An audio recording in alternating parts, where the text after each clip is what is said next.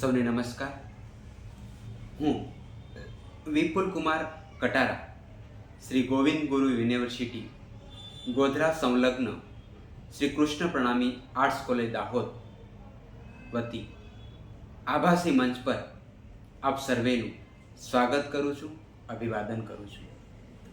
મિત્રો, માનવીના જીવનમાં ભાષા કેટલી મહત્ત્વની છે એ આપણે સૌ જાણીએ છીએ. તો આજે હું આપની સમક્ષ ભાષા એટલે શું, ભાષાની લાક્ષણિકતા શું છે, ભાષા માનવ જીવનમાં શું કાર્ય કરે છે એની કેટલીક વાતો કરવા આપની સમક્ષ પ્રસ્તુત થયો છું. આપણે સૌ જાણીએ છીએ કે અન્ય પ્રાણીઓની જેમ માનવી પણ એક સામાજિક પ્રાણી છે. અન્ય પ્રાણીઓ જેમ પૃથ્વી પર વસવાટ કરે છે, રહેવા માટે ઘર બનાવે છે, પરિવાર બનાવે છે, ભોજન કરે છે, તેવી જ રીતે માનવી પણ આ પૃથ્વી પર આ તમામ ક્રિયાઓ કરે છે. તો આપણને સ્વાભાવિક પ્રશ્ન થાય, તો પછી માનવી અને અન્ય પ્રાણીઓમાં ભિન્નતા શું છે, એમના વચ્ચે તફાવત શું છે, એવું કયું તત્વ માનવી પાસે છે જે માનવીને પૃથ્વી પરના અન્ય પ્રાણીઓથી જુદું પાડે છે? તો એના જવાબમાં આપણે નિશંકપણે ભાષાને ગણાવીએ છીએ. કારણ કે ભાષા એ માનવીની એક મહત્ત્વની લાક્ષણિકતા છે, એક અનન્ય ઓળખ છે માનવીની, જેનાથી માનવીની એક આગવી ઓળખ ઊભી થાય છે, તે છે ભાષા. તો આ ભાષા એટલે છે શું? ભાષાની શું લાક્ષણિકતા છે? ભાષાનું શું મહત્ત્વ છે? ભાષા માનવ જીવનમાં શું સ્થાન ધરાવે છે અને એના શું કાર્યો છે, એના વિશે આપણે કેટલીક વાતો કરીશું. મારી વાતની શરૂઆત કરું એ પહેલાં હું આપની સમક્ષ એક રમૂજી વાર્તા પ્રસ્તુત કરવા માંગુ છું, જેનાથી આપણને સૌને ખ્યાલ આવશે કે ભાષા માનવ જીવનમાં કેટલી મહત્ત્વની છે, એનું સ્વરૂપ શું છે, એની લાક્ષણિકતા પણ આપણને આ વાર્તામાંથી મળી આવશે. તો વાર્તાની શરૂઆત કરીએ. છગન અને મગન નામના બે મિત્રો હતા. બંને મિત્રો છાત્રાલયમાં એક જ રૂમમાં રહી અને અભ્યાસ કરતા હતા. બંને બહુ જ હોશિયાર વિદ્યાર્થીઓ, બંને પાક્કા મિત્રો, એકબીજા વગર રહી પણ ના શકે એવા પાક્કા મિત્રો. પરંતુ એક દિવસ કોઈ કારણોસર બંને વચ્ચે અણબનાવ બને છે અને બંને એકબીજા સાથે બોલવાનું બંધ કરી દે છે. બોલવાનું બંધ તો કરે છે, પરંતુ મિત્રતા પાક્કી હતી એટલે બંને એકબીજા સાથે વ્યવહાર ચિઠ્ઠી દ્વારા કરે છે. કંઈક પણ છગનને મગનને કહેવું હોય તો ચિઠ્ઠી લખી અને એકબીજા સાથે વાતચીત કરતા હતા. અને આવી રીતે એકબીજા સાથે ચિઠ્ઠી દ્વારા વાતચીત કરે છે, વ્યવહાર કરે છે. થોડો સમય આવી રીતે વ્યવહાર ચાલે પણ છે. એક દિવસ બન્યું એવું કે છગનને નોકરી માટે વહેલા 6 વાગે ઇન્ટરવ્યૂ માટે જવાનું લેટર આવે છે અને તે વહેલા ઉઠવા માટે પોતાના મિત્ર મગનને ચિઠ્ઠીમાં લખીને જણાવે છે કે મારે વહેલા 4 વાગે ઉઠવાનું છે, તું મને ઉઠાડી દેજે. સામે મગન પણ ચિઠ્ઠીમાં હા એવું કહીને વળતો જવાબ આપે છે. મગન એ એવો વિદ્યાર્થી છે કે જે સવારે વહેલો ઉઠી અને અભ્યાસ કરતો હતો, માટે છગને પોતાના મિત્રને કીધું કે તું મને વહેલો ઉઠાડી દેજે. પણ કીધું કઈ રીતે? ચિઠ્ઠી લખીને. કારણ કે એકબીજા સાથે બંને અણબનાવ બનવાના કારણે બોલતા નથી. હવે બંને નિરાંતે ઊંઘી જાય છે. સવાર પડે છે.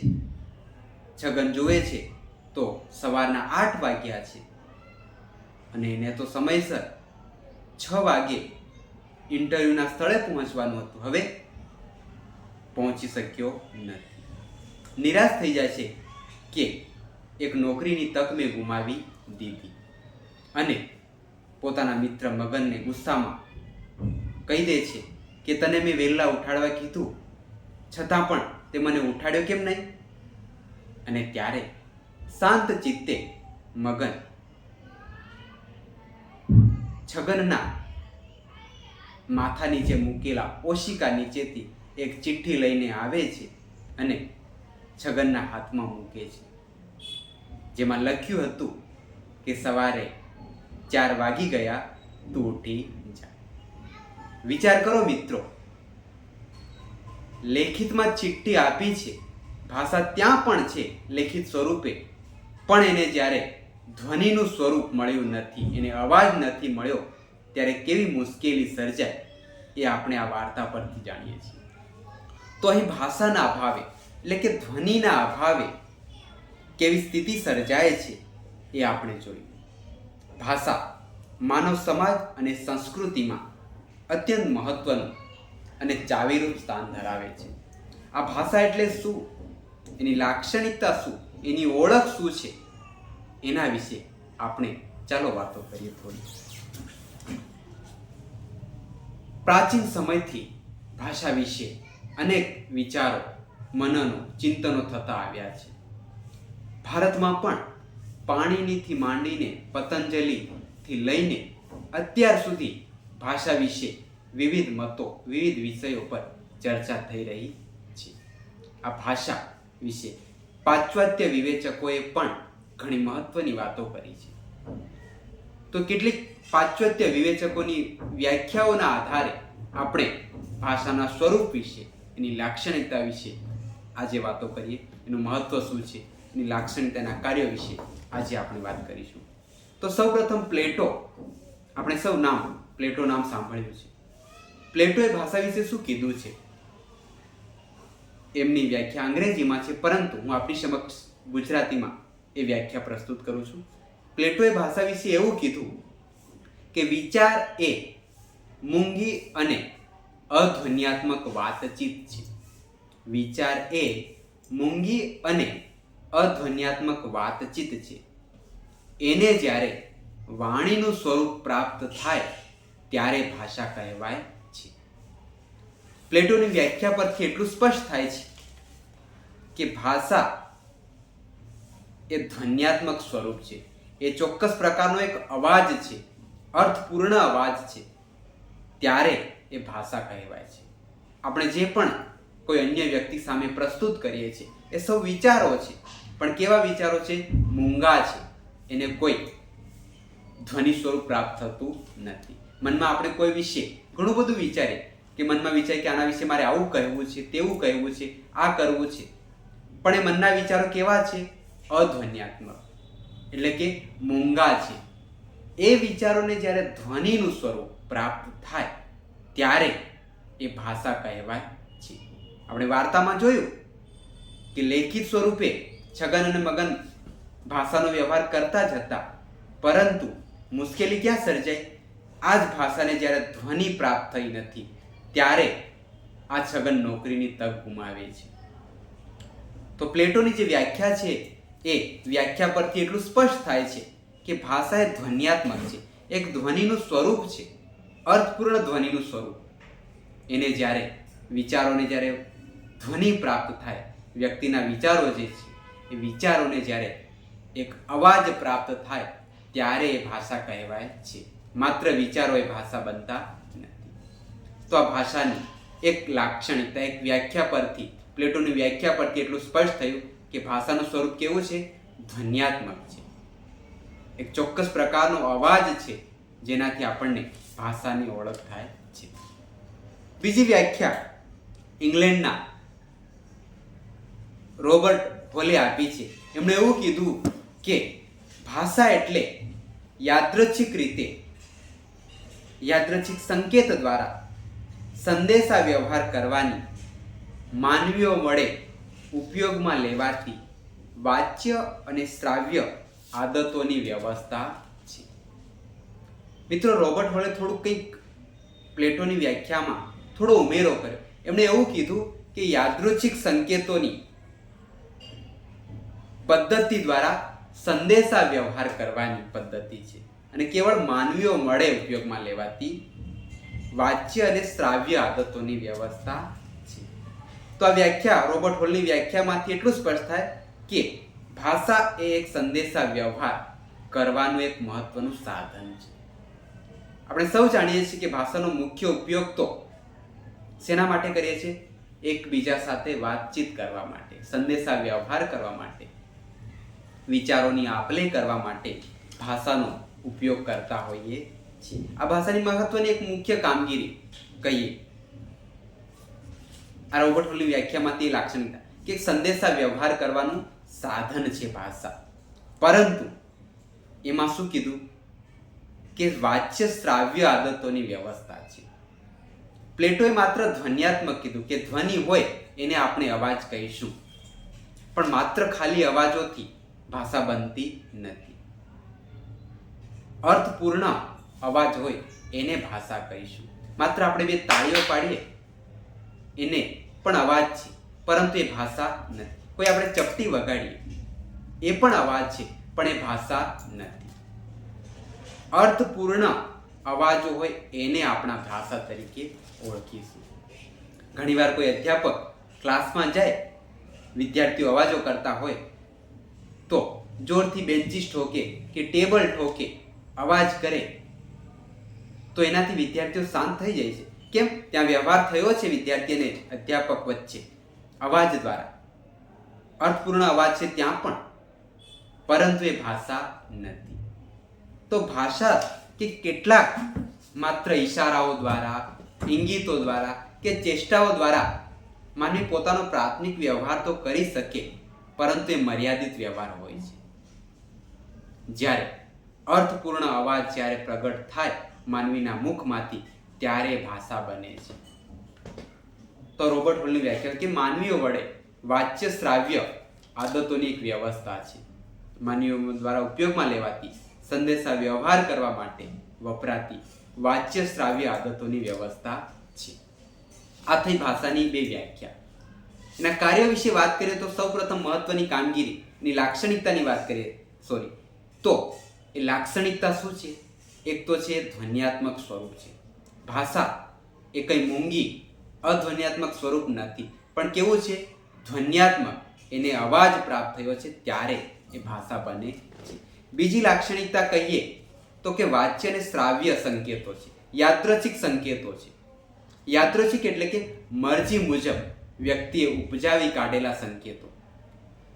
અને આપણે સૌ જાણીએ છીએ કે કોઈ એક જ વસ્તુ માટે અન્ય અલગ અલગ ભાષામાં અલગ અલગ શબ્દો આપણે જોવા મળે છે. ઉદાહરણ તરીકે કૂતરો શબ્દ છે ગુજરાતી ભાષાનો. આ કૂતરો શબ્દ ગુજરાતીમાં વપરાય છે એ જ વસ્તુ માટે, એ જ પ્રાણી માટે અન્ય ભાષામાં, જેમ કે અંગ્રેજી ભાષામાં ડોગ, સંસ્કૃતમાં શ્વાન, હિન્દીમાં કુત્તા, આ એક જ વસ્તુ માટે જુદી જુદી ભાષામાં જુદા જુદા શબ્દો વપરાય છે. આ શું છે? ભાષાની એક લાક્ષણિકતા, યાદૃચ્છિક સંકેત, કે વ્યક્તિ મરજી મુજબ એક ભાષક સમાજે આ વસ્તુ માટે આ શબ્દ પ્રયોગ કરવો છે. એ મરજી મુજબ જ્યારે એનો ઉલ્લેખ કરે છે, સંકેતનો ઉપયોગ કરે છે, ત્યારે એ ભાષા બનતા હોય છે. બીજું, રોબર્ટ હોલે એવું કીધું કે વાચ્ય શ્રાવ્ય આદતોની વ્યવસ્થા છે. વાચ્ય શ્રાવ્ય, વાંચી પણ શકાય અને સાંભળી પણ શકાય એવા સંકેતો ભાષા બનતા હોય છે. માત્ર ધ્વનિઓ, માત્ર અવાજો એ ભાષા નથી. જેને વાંચી પણ શકાય અને સાંભળી પણ શકાય એને આપણે ભાષા તરીકે ઓળખીશું. આપણે બેન્ચીસ ઠોકીએ કે અહીંયા ચપટી વગાડો, એ અવાજ શ્રાવ્ય છે ધ્વનિ, પરંતુ વાચ્ય નથી, માટે ભાષા નથી. જ્યારે હું બોલી રહ્યો છું આપની સમક્ષ, એ શબ્દો દ્વારા જ્યારે લિપિબદ્ધ થાય ત્યારે એને તમે વાંચી પણ શકો છો અને અવાજ કાન દ્વારા સાંભળી પણ શકો છો, માટે ભાષા છે. તો આ ભાષાની એક લાક્ષણિકતા છે ધ્વન્યાત્મક સ્વરૂપ છે. બીજું છે યાદૃચ્છિક સંકેતોની વ્યવસ્થા છે. ભાષા એ વાચ્ય શ્રાવ્ય સંકેતોની વ્યવસ્થા છે. તો ભાષા એક સંકેત પદ્ધતિ છે અને આ સંકેત પદ્ધતિ શેની બનેલી છે? ધ્વનિઓની બનેલી છે. અને આ ધ્વનિઓ મૌખિક કે વાચિક હોઈ શકે છે. ધ્વનિઓ યાદચ્છિક રીતે ઉપજાવેલા હોય છે. ભાષા એક પ્રકારનું વ્યવસ્થા તંત્ર છે કે જેમ તેમ ભાષા ઉપયોગ થતી નથી. ભાષા કઈ રીતે નિર્માણ પામે છે એના પણ વિવિધ સ્તરો છે. એ પહેલાં આપણે ભાષાના મહત્વ વિશે થોડીક વાતો કરીએ, એના કામગીરી વિશે વાત કરીએ. તો આ ભાષા એ માનવીને અન્ય પ્રાણીઓથી જુદું પાડતું એક લક્ષણ છે. જો કોઈ કારણોસર, કોઈ અકસ્માતે જો માનવી પાસેથી ભાષા છીનવાઈ જાય તો શું દશા થાય આપણે એની કલ્પના પણ કરી શકતા નથી. ઘણા બધા વ્યવહારો અટકી જાય. શાળાઓ, મહાશાળાઓ, કચેરીઓ, બધી સંસ્થાઓના વ્યવહારો પણ ભાષા વિના અટકી જાય. તો ભાષા કામગીરી શું કરે છે? તો પહેલી મહત્વની કામગીરી ભાષાની છે સંદેશા વ્યવહાર કરવાની, વિચારોની આપ-લે કરવાની. કે ભાષા દ્વારા માનવી પોતાના મનના વિચારો, પોતાના મનના ભાવો, પોતાના મનની લાગણીઓ બીજા સમક્ષ પ્રસ્તુત કરતો હોય છે. તો ભાષાની એક મહત્વની કામગીરી છે સંદેશા વ્યવહાર કરવાની. બીજી લાગણી છે અભિવ્યક્તિની.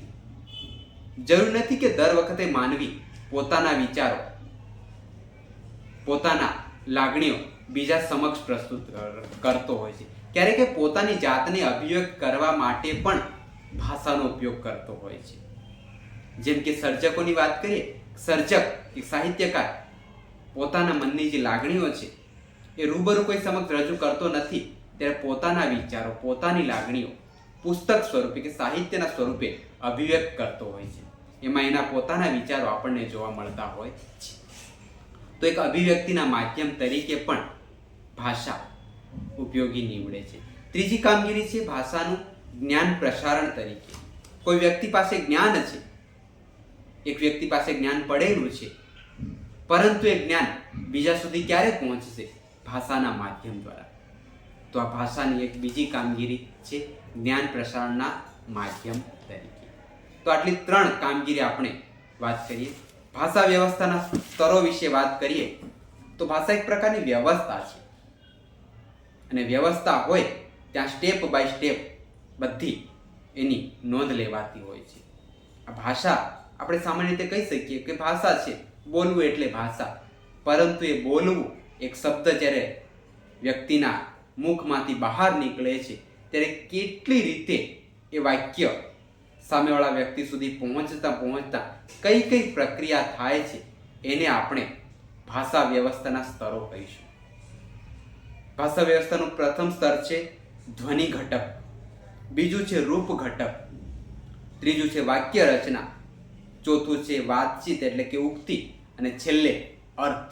આ 5 સ્તરોમાં ભાષા વહેંચાયેલી છે. ધ્વનિ ઘટક એટલે કે અર્થપૂર્ણ નાનામાં નાનો ઘટક. ધ્વનિ ઘટક જોડાઈ અને શબ્દ બને છે. શબ્દ બન્યા પછી એક વાક્ય બને છે અને વાક્ય બન્યા પછી વ્યક્તિ વાતચીત કરે છે અને વાતચીત થાય ત્યારે એ વાતચીતમાંથી એક ચોક્કસ પ્રકારનો અર્થ આપણને મળતો હોય છે. તો આ થઈ ભાષાની વ્યવસ્થાના સ્તરો. તો આપણી સમક્ષ આટલી વાત રજૂ કરી. આશા રાખું છું કે જો ફરીથી સમય મળશે, ફરીથી અવસર મળશે તો નવા વિષય સાથે, ભાષાની વધુ માહિતી સાથે આપણે ફરી પાછા આભાસી મંચ પર મળીશું. ધન્યવાદ. ખૂબ ખૂબ આભાર સૌનો.